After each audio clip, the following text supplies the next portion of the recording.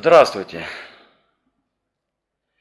Сегодня ролик наш посвящен очень нестандартной исполнительнице, которая в конце 80-х годов прошлого столетия просто взорвала хит-парады.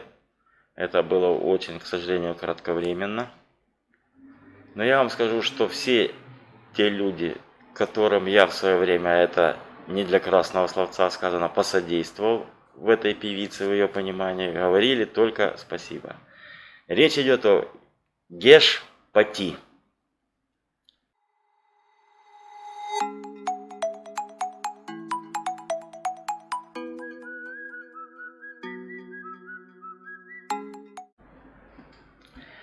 Геш Пати – это псевдоним. На самом деле, урожденная она Патриция Порассе, родилась 19 марта 1946 года в Париже. А вы знаете, что французская музыка, она в силу того, что имеет свою очень оригинальную специфику, не шибко-то распространена в англоязычных регионах, да и у нас, честно говоря.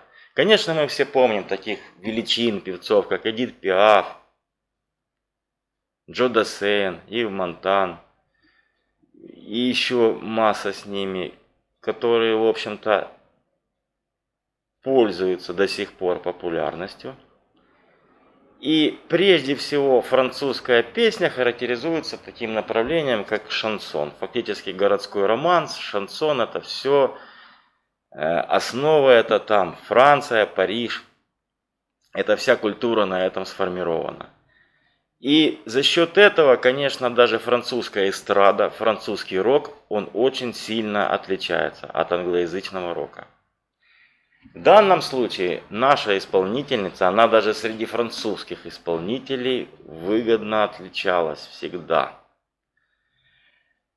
Начну с того, что рождена она в семье была артистической. Папа был заместителем директора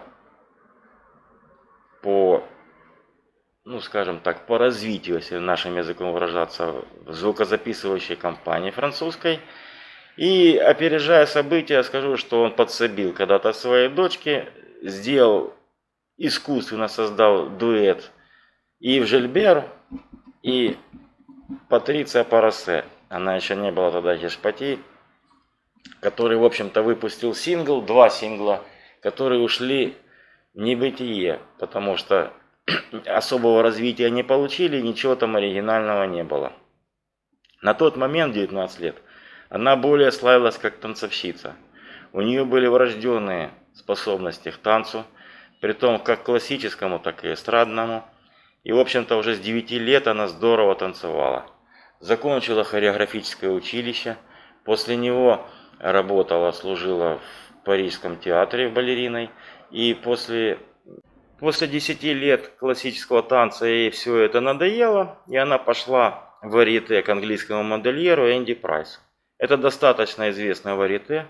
Объездила она с ним полмира, увидела его, пользовалась большой популярностью. Но самый главный момент в том, что Энди Прайс ее свел с выдающимся английским музыкантом Майклом Олдфилдом, который когда-то прогремел со своим феноменальным альбомом Tubular Bells 1973 года.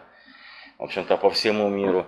Очень большой мастер аранжировки, клавишных струнных инструментов, в общем, фигура. Из тех, что может из любой ерунды делать какую-то конфету. А тут речь шла не о ерунде. Геш Пати, она все равно оставляла задачу, мечту стать певицей своей. И у нее, вы знаете, получилось на ура. Олдфилд создал грамотнейшую аранжировку, и пошли они путем интересным. Изначально до альбома запустили сингл «Этьен» называется. Он занял первые места во многих странах, особенно на ура пошел во Франции и Италии. На него сняли, как по тому времени, это 1987 год, скандальный клип. Скажу вам, готовясь к ролику, пересматривал вчера клипы Гешпати, это все маленькие шедевры. Маленькие шедевры. Мало того, даже в 1995 году она сотрудничала с выдающимся английским кинорежиссером Питером Гринуэем, который взял 3 песни из ее альбома «Блонд» 1995 года в свой фильм и снял ей кое-что из ее богатого, ну как не богатого, а классного клипового наследия. Так вот, скажу вам, клип этот на песню «Этьен» был запрещен даже в некоторых странах ввиду его откровенности. Но давайте так. Откровенность этого клипа сейчас это просто детский лепет. Но то, что здорово снято, это да, мастеровито страшно. Песня замечательнейшая. И видя это, было принято решение выпустить полновесный альбом, который вышел в 1988 году под названием «Лабиринт». «Лабиринт» лично у меня это любимый альбом Гешпати, ее дебютник. Там, вы знаете, удивительное сочетание французских распевов, городского шансона, рока, эстрады и вот еще какой-то сумасшедшенки, которая присуща исключительно Гешпати.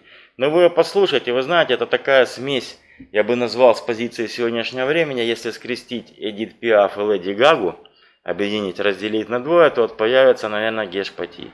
Вот что-то типа этого. Второй альбом, первый пошел на ура под названием «Nomads», вышел в 1990 году. Был такой же крепкий, но уже не произвел того фурора. Хотя слушается тоже на ура. В 1992 году она выпустила альбом «Гоп», в 1995 я уже говорил «Блонд». И тогда было сотрудничество с Питером Гринуэем. Как раз ее спрашивали, любимый вопрос был журналистов, а каков Питер Гринуэй? Потому что он всегда, вы знаете, такой образец загадочности. Она говорит, редкого ума человек и понимающий все и вся. Поэтому с ним было работать одно удовольствие. Гешпати немножко разочаровалась в коммерческой продаже следующих альбомов. Ведь по большому счету после «Лабиринта» и «Номада» коммерческого успеха не было. И поэтому альбом 2000 года вышел у нее такой, вы знаете, романтически настроенный, но с таким привкусом того, что тебя никто не понимает. Какая-то чувствуется некая потерянность. Но слушается это все на ура. В первую очередь, смотрите клип «Этьен» и слушайте эту песню. И, конечно, весь альбом «Лабиринт». Я думаю, что вы поймете, что, например, та же гораздо более раскрученная и известная певица Милен Фамье, фармер у нас ее называют, тоже много чего позаимствовала у Гешпати. Сегодня Гешпати на плаву. Конечно, нет тех концертных площадок, она уже почтенного возраста. Она участвует в различных конкурсах, очень известных во Франции проводимых, как хореографических, так и песенных. Иногда даже ее просят чего-нибудь попеть, спеть, она это делает с большим удовольствием. Но вот вы знаете, вот не покидает чувство того, от чего-то там она не доделала, не сумела. Ведь если уже давайте абстрагируемся от ее как певицы, группа ее сопровождающая, выдающиеся музыканты. Они, да, местного локального значения, но вот, скажем так, они просто мастера. И басист, и клавишник. Кстати, на альбоме «Лабиринт» там клавишные партии, электронные клавишные, плюс струнные, сам маэстро Майк Олдфилд подыграл, сыграл. Я вот просто раньше этого не знал, ну как раньше, в 90-х годах. А сейчас просто осознал, откуда там такая, вы знаете, моментами изощренность, которую можно даже по тому времени считать, наверное, передовой авангардистской, потому что тот же безладовый бас, как он звучит там, вот послушайте, ну супер все сделано. Ударные, клавишные, все настолько в аккурат, настолько в тему, и что называется в песне. Вот все-таки мастер. И поэтому французская музыка, она все-таки имеет свой внутренний мир. Так вот, по поводу недоделанности. Прорыва почему-то не произошло, не случилось. Хотя по всем данным и показателям она должна была быть номер один во французской музыке. Это не преувеличение. Но если брать по женщинам, так это точно. Потому что ее сочетание, вы посмотрите, изысканнейшего танца, она очень здорово танцует.